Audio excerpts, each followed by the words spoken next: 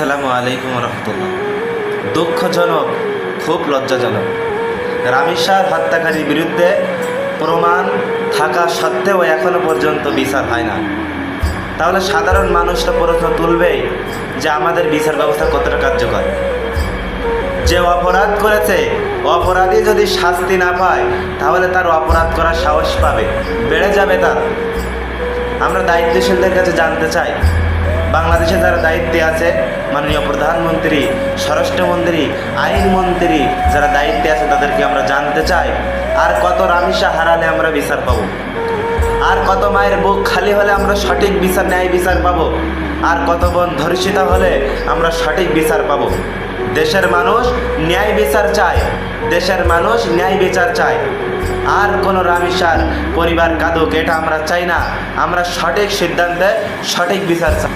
অপরাধী কোনো দলের না, অপরাধীর কোনো ধর্মের হতে পারে না।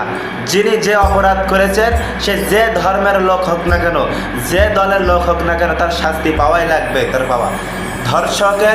ধর্ষণের একটাই শাস্তি, তার ফাঁসি দেওয়া লাগবে।